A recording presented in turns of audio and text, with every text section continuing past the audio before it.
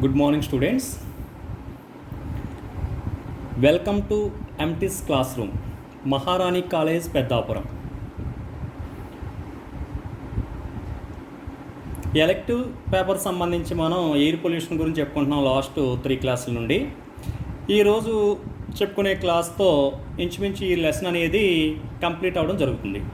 ఇంక ఈ లెసన్లో మనం చూసే టాపిక్ వచ్చేసి Bhopal gas disaster. Bhopal gas disaster గురించి చెప్పాలి. అలాగే ఎయిర్ పొల్యూషన్ని కంట్రోల్ చేసే మెథడ్స్ గురించి చెప్పాలి. ఈ రెండు ఈ క్లాస్లో చూడడం జరుగుతుంది. ఈ రెండు చెప్పేసుకుంటే మనకి ఈ లెసన్ కంప్లీట్ అయిపోవడం జరుగుతుంది. ఈరోజు టాపిక్ ఏంటమ్మా? Bhopal gas disaster or Bhopal gas tragedy. నిజంగా ఇది చాలా పెద్ద యాక్సిడెంట్ అని చెప్పాలి. అంటే ఇండస్ట్రియల్ పరంగా చెప్పే వరల్డ్ వైడ్ చూస్తే కనుక భోపాల్ గ్యాస్ డిజాస్టర్ అనేది మేజర్ యాక్సిడెంట్ అనమాట. ఇది ఎప్పుడు జరిగిందంటే 1984 డిసెంబర్ 3 భోపాల్ అనే పట్టణంలో ఇది జరగడం జరిగింది. అంటే భోపాల్ అనేది ఇండియాలోని ఒక స్టేట్లో ఉండే ఒక పట్టణం. ఈ భోపాల్ గ్యాస్ డిజాస్టర్ లేదా ట్రాజెడీ అనేది ఎప్పుడు జరిగింది అంటున్నాడమ్మా? The Bhopal gas tragedy which took place in Bhopal, India on December 3, 1984, which caused serious air pollution in which MIC అంటే methyl isocyanate gas released from a pesticide manufacturing plant of Union Carbide caused death of approximately 3,200 people and also affected many people for suffering blindness and various lung diseases. అంటే ఏంటంటే ఒకసారి చూడండి, 1984లో December 3, 1984 Bhopal అనే పట్టణంలో మనకి ఈ air pollution అనేది ఒక డిజాస్టర్ జరిగింది. ఈ డిజాస్టర్ అనేది దేనిలోకి వస్తుందట? ఎయిర్ పొల్యూషన్లోకే వస్తుంది. అయితే ఇక్కడ ఈ ఎయిర్ పొల్యూషన్ లేదా డిజాస్టర్ జరగడానికి ముఖ్యమైన కారణం లేదా పొల్యూటెంట్ ఏంటంటే MIC. ఈ MIC అంటే మిథైల్ ఐసోసైనేట్ అనే గ్యాస్ వల్ల ఈ యాక్సిడెంట్ అనేది జరిగింది. అయితే ఈ గ్యాస్ అనేది అంటే MIC గ్యాస్ అనేది ఎక్కడి నుంచి రిలీజ్ అయిందట? అక్కడ భోపాల్లో ఒక పెస్టిసైడ్ యూనియన్ కార్బైడ్ ఏంటమ్మా? యూనియన్ కార్బైడ్ అనే ఒక ఇండస్ట్రీ ఉంది. ఆ ఇండస్ట్రీలో పెస్టిసైడ్స్ అనేవి తయారు చేస్తారు. అంటే పురుగుల మందు అంటాం కదా, ఈ పురుగుల మందులు తయారు చేసే ఒక ఇండస్ట్రీలో MIC అంటే ఇండస్ట్రీలో పెస్టిసైడ్ మ్యానుఫ్యాక్చరింగ్ ప్లాంట్ నుండి MIC గ్యాస్ అనేది రిలీజ్ అవ్వడం ద్వారా ఆ గ్యాస్ను పీల్చడం ద్వారా ఏమవుతుంది? ఎంతమంది? సుమారుగా 3,200 మంది చనిపోవడం జరిగింది. చూడండి, ఒక డిజాస్టర్ అంటే గ్యాస్ డిజాస్టర్ జరగడం ద్వారా 3,200 మంది మరణించడం అంటే చాలా పెద్ద విషయం. అలాగే ఆ గ్యాస్ వల్ల సఫర్ అయింది చాలామంది. ఇంచుమించు 3 lakhs కాదు 30 lakhs పైనే పీపుల్ అనేవాళ్ళు సఫర్ అవ్వడం జరుగుతుంది. ఏంటి? బ్లైండ్నెస్ అంటే వేరియస్ లంగ్ డిసీజ్ అంటే కంటి చూపును కోల్పోవడం ద్వారా, అలాగే లంగ్స్ సంబంధించి డిసీజెస్ రావడం ద్వారా చాలామంది పీపుల్ అనేది ఎఫెక్ట్ అవ్వడం జరిగింది. ఈ విధంగా జరిగిన ఈ యాక్సిడెంట్నే భోపాల్ గ్యాస్ డిజాస్టర్ లేదా భోపాల్ గ్యాస్ ట్రాజెడీ అంటాం. ఎందుకని? భోపాల్ అనే పట్టణంలో జరిగింది కనుక దీనికి భోపాల్ గ్యాస్ డిజాస్టర్ అని పేరు పెట్టడం జరిగిందనమాట. అయితే ఇందులో ఇంతమంది చనిపోవడానికి కారణం ఏంటంటే ఈ యాక్సిడెంట్ ఎప్పుడు జరిగిందట? In the early morning of December 3, 1984 just outside the city of Bhopal in India was a massive release of MIC gas from a storage tank of Union Carbide plant. అంటే తెల్లవారుజామున అందరూ పడుకోను కట్ట ఉంటారు కదా, ఆ టైంలో ఏం జరిగిందట? December 3, 1984లో సిటీకి అవుట్కట్స్లో ఉండే ఈ ఏదైతే పెస్టిసైడ్ యూనియన్ కార్బైడ్ సంబంధించిన పెస్టిసైడ్ ప్లాంట్ ప్రిపేర్ చేసే ప్లాంట్ ఉందో ఆ ప్లాంట్ నుండి MIC గ్యాస్ అనేది స్టోరేజ్ ట్యాంక్ నుంచి రిలీజ్ అయిపోయింది. ఎప్పుడైతే మాసివ్ రిలీజ్ అంటే చాలా ఎక్కువ పరిమాణంలో బయట రిలీజ్ అయిపోయింది. ఈ విధంగా రిలీజ్ అయింది ఏంటి, the dense gas floated across the surrounding landscape killing 3000. అంటే దానికి ఆ డెన్సీ గ్యాస్ అనేది ఎక్కువగా ఎక్కడైతే వ్యాపించి ఉందో ఆ సరౌండింగ్లో ఉండే వాళ్ళు ఇంచుమించుగా 3200 మంది చనిపోవడం జరిగింది. అలాగే more than 30,01,000 people affected severally by the exposure. దాని ఎక్స్పోజర్ వల్ల 30,01,000 పీపుల్ అనేవాళ్ళు ఏమయ్యారంటే ఎఫెక్ట్ అవ్వడం జరిగింది. అలాగే methyl isocyanate is an ester of isocyanic acid. ఈ మెథైల్ ఐసోసైనేట్ అంటే ఎంఐసి అనేది ఏంటంటే ester of isocyanic acid used in the manufacture of pesticides. అంటే ఐసోసైనిక్ యాసిడ్ అనే దాన్ని ఈ పెస్టిసైడ్స్ తయారు చేయడానికి వాడతారనమాట. దాని నుంచి ఈ మెథైల్ ఐసోసైనేట్ అనేది రిలీజ్ అయింది. అదవుతుందా అంటే MIC was started under refrigeration is and underground tank at the Bhopal plant site. ఈ ఎంఐసిది ఎక్కడ స్టోర్ చేశారట, అండర్ గ్రౌండ్లో ఒక ట్యాంక్లో, ఆ ప్లాంట్లో ఏదైతే భోపాల్ ప్లాంట్ ఉందో ఆ ప్లాంట్లో అండర్ గ్రౌండ్లో దీన్ని ఏం చేశారంటే స్టోర్ చేయడం జరిగింది. అయితే ఇది the immediate cause of the accident was a combination of technical problems such as. అంటే ఈ యాక్సిడెంట్ జరగడానికి చాలా రకాల కారణాలు చెప్తున్నారు. ఆ కారణాలు ఏంటంటే కాంబినేషన్ ఆఫ్ టెక్నికల్ ప్రాబ్లమ్స్ అని చెప్తున్నారు. ఆ టెక్నికల్ ప్రాబ్లమ్స్ ఏంటంటే first one failure of the cooling unit. అంటే ఇది స్టోర్ చేశారు కదా, ఆ స్టోర్ చేయడానికి కూలింగ్ పాయింట్ని యూజ్ చేశారు. ఆ కూలింగ్ యూనిట్ అనేది ఫెయిల్యూర్ అవ్వడం ఒకటి రీజన్. అలాగే రెండోది ఏంటంటే leakage of water into the tank. ఆ ట్యాంక్ ఏదైతే ట్యాంక్లో మనం ఈ ఎంఐసిని స్టోర్ చేశారో ఆ స్టోర్ చేసిన ట్యాంక్లోకి వాటర్ అనేది వెళ్ళిపోవడం జరిగిందట. అది రెండవ రీజన్. అలాగే మూడోది ఏంటంటే loss of N2 pressure above the MIC. అంటే కొంత ప్రెజర్ అనేది ఆ ట్యాంక్ అనేది అప్లై చేస్తారు. ఆ లాస్ ఆఫ్ N2 అంటే దాన్ని ప్రెజర్ అప్లై చేయడానికి వాడిన గ్యాస్ ఏంటి, నైట్రోజన్ గ్యాస్ అట. అక్కడ నైట్రోజన్ ప్రెజర్ అనేది కూడా లాస్ అవ్వడం అనేది ఒక రీజన్ అనేది చెప్పొచ్చు. ఈ విధంగా సెవరల్ సేఫ్టీ డివైసెస్ అనేవి ఫెయిల్యూర్ అవ్వడం ద్వారా మనకి ఈ యాక్సిడెంట్ అనేది జరిగింది. అయితే the MIC reacting with water at high temperature May release up to 300 highly toxic chemicals. చూడండి, ఈ ఎంఐసి రిలీజ్ అయ్యింది ఏం చేసిందట, వాటర్ ఎప్పుడైతే అందులోకి వెళ్ళిపోయిందో హై టెంపరేచర్ దగ్గర ఈ ఎంఐసి అనేది వాటర్తో రియాక్ట్ అయిపోయి 300 పైగా టాక్సిక్ కెమికల్స్ అంటే హాని కలిగించే కెమికల్స్ని రిలీజ్ చేసేసింది. అందువల్ల ఈ విధంగా ఈ కెమికల్స్ అనేవి ఈ అట్మాస్ఫియర్లో కలిసిపోయి మొత్తం వ్యాపించడం వల్ల ఏమైందంటే దీనివల్ల కామన్గా వచ్చే సిమ్టమ్స్ ఏంటట, వామిటింగ్స్ అట, హెడేక్ అట, స్టమక్ అట అండ్ స్వెల్లింగ్ అట. వామిటింగ్స్ రావడం, హెడేక్ రావడం, స్టమక్ అంటే స్టమక్ ఏక్ అంటే ఏంటి,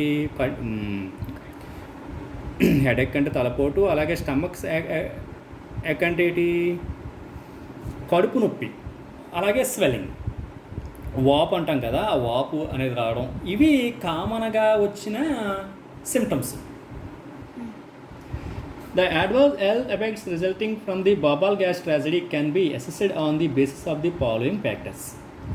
అయితే ఇక్కడ ఈ హెల్త్ ఎఫెక్ట్స్ అనేవి వచ్చినాయి అన్నాం కదా, అంటే 30 lakhs అబోవ్ పీపుల్ ఏమయ్యారు, సమ్ ఎఫెక్ట్స్ హెల్త్ ఎఫెక్ట్స్తో సఫర్ అవుతున్నారని చెప్పాం కదా. ఆ సఫర్ అయ్యే వాళ్ళని దేన్ని బట్టి ఒక్కొక్కరు ఒక్కో రకమైన డిసీజ్తో సఫర్ అవుతున్నారనేది చూస్తే కనుక ఆ ఫ్యాక్టర్స్ ఏంటంటే distance from the wall plant.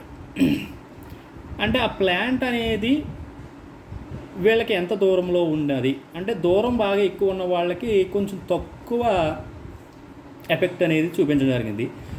ఆ ప్లాంట్కి దగ్గరగా ఉన్న వాళ్ళు ఏమయ్యారంటే బాగా ఎఫెక్ట్ అవ్వడం, లేదంటే వాళ్ళు డెత్ అవ్వడం జరిగింది. Second one duration of exposure. అంటే ఆ గ్యాస్ వల్ల వీళ్ళు ఎంత సేపు అంటే ఒక 2 నిమిషాల లేదా అరగంట, గంట ఇలాగ ఎంత ఎక్స్పోజర్ అయ్యారు, ఎంత టైం ఎక్స్పోజర్ అయ్యారు అనే దాని మీద కూడా వాళ్ళకి వచ్చిన హెల్త్ ఇష్యూస్ అనేవి డిపెండ్ అయి ఉన్నాయి. అలాగే టైప్ ఆఫ్ హౌస్, వాళ్ళు ఎటువంటి హౌసెస్లో ఉన్నారు అనే దాని మీద డిపెండ్ అయ్యి కూడా ఈ హెల్త్ ఇష్యూ అనేది ఏర్పడడం జరిగింది. అలాగే ఎన్విరాన్మెంట్, వాళ్ళ చుట్టూ ఉండే పర్యావరణం దాని మీద కూడా ఇది డిపెండ్ అయ్యింది. అలాగే the vegetation around the area of the residue, వాళ్ళు ఉండే ఏరియా చుట్టూ ఉండే మొక్కలు అంటే వృక్షాలు, చెట్లు ఇలాంటివి ఉన్నాయా లేదా, ఇలాంటి కండిషన్స్ ఫ్యాక్టర్స్ అనేవి వాళ్ళు హెల్త్ ఇష్యూస్ మీద ఏమైందంటే ఆధారపడి ఉందన్నమాట. అంటే వాళ్ళు సివియర్గానా లేదంటే తక్కువగా ఎఫెక్ట్ అయ్యారనేది ఈ ఫ్యాక్టర్స్ మీద డిపెండ్ అయ్యి వాళ్ళు ఎఫెక్ట్ అవ్వడం జరిగింది. అయితే Bhopal is a living memorial to the world's industrial disaster. అంటే ప్రపంచంలోనే ఇది అత్యంత ప్రమాదకరమైన లేదా అత్యంత చెడు డిజాస్టర్ కింద మనం చెప్పొచ్చు. ఎందుకంటే ఆఫ్టర్ మోర్ దెన్ 30 years, అంటే అది జరిగిన 30 సంవత్సరాల తర్వాత కూడా ఈ ట్రాజడీ అనేది కంటిన్యూ అవుతుందట. చూడండి, ఎప్పుడో జరిగింది, దాని తర్వాత 30 సంవత్సరాలైనా సరే అది దానివల్ల దాని ఎఫెక్ట్ అనేది ఇంకా తర్వాత జనరేషన్ మీద కూడా అది చూపిస్తుందట. అంటే ఈ పాయిజన్ అనేది స్లోగా అలాగా పాస్ అవుతుంది. ఇది ఒక జనరేషన్ నుండి నెక్స్ట్ జనరేషన్కి అలాగా పాస్ అవడం ద్వారా ఇది వాళ్ళలో ఏమవుతుందంటే తర్వాత జనరేషన్లో కూడా వాళ్ళు అనేక రకాల జబ్బులు, అనేక రకాల డిసీజులు రావడం జరుగుతుంది. అంటే వికలాంగులుగా తయారవడం జరుగుతుందన్నమాట. అందువల్ల ఈ భోపాల్ గ్యాస్ డిజాస్టర్ అనేది most worst disaster in world అని చెప్పడం జరుగుతుంది అన్నమాట. ఇంకా మనం నెక్స్ట్ చూడవలసింది ఏంటంటే control methods of air pollution. అంటే ఎయిర్ పొల్యూషన్ అంటే ఏంటో చెప్పుకున్నాం, దానికి కాజెస్ చెప్పుకున్నాం, దాని ఎఫెక్ట్స్ చెప్పుకున్నాం. నెక్స్ట్ ఏంటంటే కంట్రోల్ చెప్పాలి. ఈ కంట్రోల్ చెప్పేసుకుంటే మనకి ఈ యూనిట్ అనేది కంప్లీట్ అయిపోతుంది. Air pollution can be minimised by the following methods. They are, first one ఏమంటాడమ్మా, control of CO from automobiles. మనం కంట్రోల్ ఆఫ్ అంటే టైప్స్ ఆఫ్ ఎయిర్ పొల్యూటెంట్స్ అనేవి ఏవైతే చెప్పుకున్నామో, అంటే సోర్సెస్ ఆఫ్ ఎయిర్ పొల్యూషను లేదా టైప్స్ ఆఫ్ ఎయిర్ పొల్యూటెంట్స్ అని చెప్పుకున్నాం. అవి ఏవైతే అంటే ఎయిర్ పొల్యూషను ఏర్పడడానికి ఏవైతే కారణం అవుతున్నాయో వాటిని మనం కంట్రోల్ చేస్తే ఎయిర్ పొల్యూషన్ కంట్రోల్ చేసినట్టే కదా. అంతే. అందులో ఫస్ట్ వన్ మనం ఏం చెప్పుకున్నాం, CO గురించి, సెకండ్ వన్ CO2 గురించి చెప్పుకున్నాం. ఇప్పుడు ఏదైతే మనం కాజెస్ ఏవైతే ఉన్నాయో వాటిని కంట్రోల్ చేస్తే మనకి ఏమవుతుందంటే ఎయిర్ పొల్యూషన్ అనేది కంట్రోల్ అవుతుంది.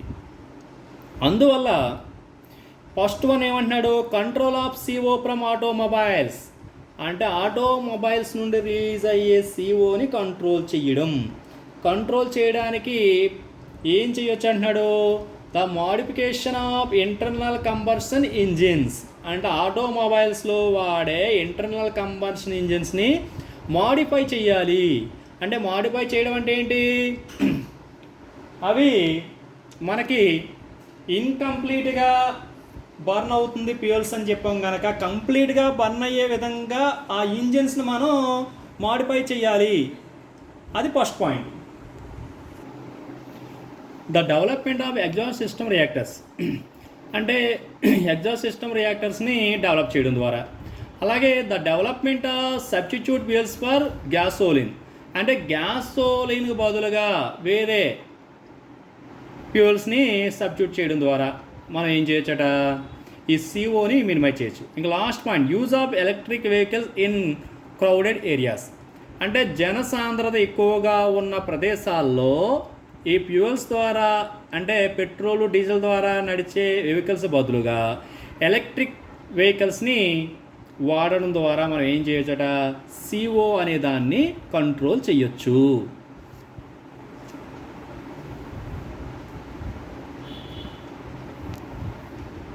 Second one, control of NOx. అంటే నైట్రోజన్ ఆక్సైడ్స్ని కంట్రోల్ చేయడం ద్వారా. అందులో ఫస్ట్ పాయింట్ ఏం చెప్తున్నాడు, from automatic emissions may be done by the use of catalytic converters. Automatic emissions may be done. Automatic emissions అంటే ఏంటి, అవే చూసుకుండేలాగా దాని నుండి ఉద్గారం అయ్యేది ఏ పరిమాణంలో ఉద్గారం అవ్వాలి, ఎంత పరిమాణంలో అది బయటకు వస్తే మనకి హానికరం చేయకుండా ఉంటాయో అలాంటి కెటలిటిక్ కన్వర్టర్స్ని యూజ్ చేయడం ద్వారా మనం NOx కంట్రోల్ చేయొచ్చట. ఇంకా సెకండ్ పాయింట్ ఏంటంటే, from power plants emission may be done by the use of 2-stage combustion process, that is fire the fuel in the calculated quantity of oxygen at high temperature and fire the fuel completely in excess of air at low temperature. అంటే తక్కువ temperature అలాగే ఎక్కువ గాలి సమక్షంలో ఈ power ప్లాంట్లలో గనక మనము ఫ్యూయల్ని combustion చేస్తే మనకి దాని నుండి వచ్చే ఎమిషన్ అంటే దాని నుంచి వచ్చే NOx అనేది మనకి హామ్ చేయకుండా ఉండడం జరుగుతుందట. ఆ విధంగా చేయడం ద్వారా కూడా మనం ఏం చేయొచ్చు, NOxని మనం కంట్రోల్ చేయొచ్చు. Next, control of SOx, the use of chemical scrubbers. అంటే కెమికల్ స్క్రబ్బర్స్ వాడడం ద్వారా, స్క్రబ్బర్స్ అంటే ఏంటి, ఈ ఎయిర్లో ఉండే ఈ SOxని స్క్రబ్బర్స్ ఏం చేస్తాయంటే అబ్జార్బ్ చేసుకోవడం ద్వారా మనం ఏం చేయొచ్చు అంటే SOxని రిమూవ్ చేయొచ్చు. నెక్స్ట్ వచ్చేసి the use of low sulphur fuels.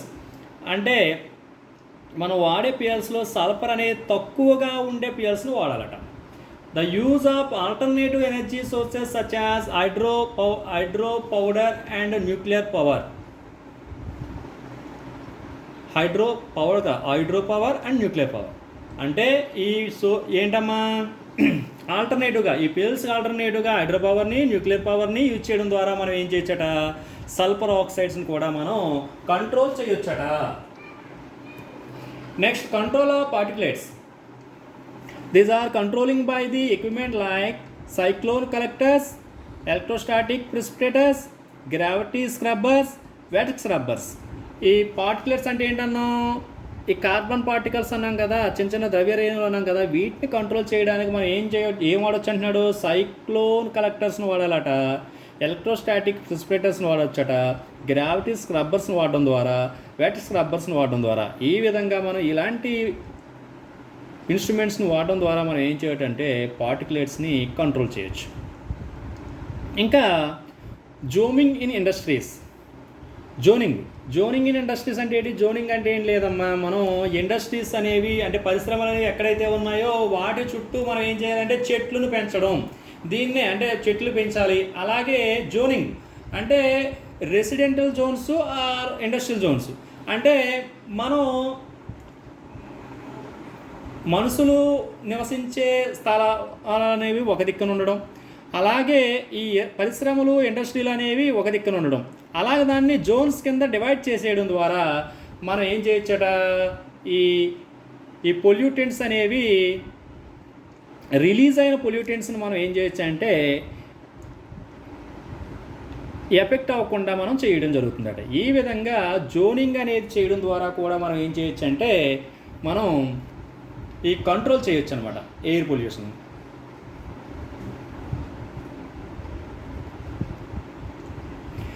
Next వచ్చేసి reduction of smoke by Cottrell electrostatic precipitator. ఇంకా మనము పొగ ద్వారా మనకి కొంతవరకు ఏం జరుగుతుంది, ఈ స్మోక్ అనేది ఏర్పడడం జరుగుతుందని చెప్పాం కదా, దాన్ని ఏ విధంగా కంట్రోల్ చేయొచ్చు అంటున్నాడంటే కార్టరల్ ఎలక్ట్రోస్టాటిక్ ప్రిసిపిటేటర్ అనే దాన్ని యూజ్ చేసి ఈ స్మోక్ అనే దాన్ని రిడ్యూస్ చేయొచ్చట. అది ఎలాగో చూడండి ఒకసారి. Cottrell electrostatic precipitator is one of the important controlling equipments used to reduce eliminate smoke emitted from industrial at source level. చూడండి, కార్టరల్ ఎలక్ట్రోస్టాటిక్ ప్రిసిపిటేటర్ అనే దాన్ని వాడడం ద్వారా ఏం చేయొచ్చట, మనకి స్మోక్ అనేది ఇండస్ట్రియల్ నుండి పొగొట్టాల నుండి మనకి పొగ అనేది రావడం జరుగుతుంది కదా, ఎక్కడి నుంచి అయితే ఇది వస్తుందో అక్కడ సోర్స్ లెవెల్లోనే దాన్ని ఎలిమినేట్ చేయొచ్చట ఈ స్మోక్ అనే దాన్ని. ఆ విధంగా ఎలిమినేట్ చేసి మనం ఏం చేయొచ్చు అంటే ఇక్కడ ఈ స్మోక్ అనే దాన్ని రిడ్యూస్ చేయడం జరుగుతుంది. ఈ విధంగా మనము ఎయిర్ పొల్యూషన్ అనే దాన్ని కంట్రోల్ చేయొచ్చు. అంటే ఎయిర్ పొల్యూషన్ అనేది కంట్రోల్ చేయడానికి మనం ఎయిర్ పొల్యూషన్ జరగడానికి ఏవైతే కారకాలకు లేదా పొల్యూటెంట్స్ కింద చెప్పామో అవి వాతావరణంలో లేదా అట్మాస్ఫియర్లో ఎంటర్ అవ్వకుండా వాటిని మనం రిమూవ్ చేయగలిగితే మనం ఏం చేసినట్టు ఎయిర్ పొల్యూషన్ కూడా రిమూవ్ చేసినట్టే. ఓకే.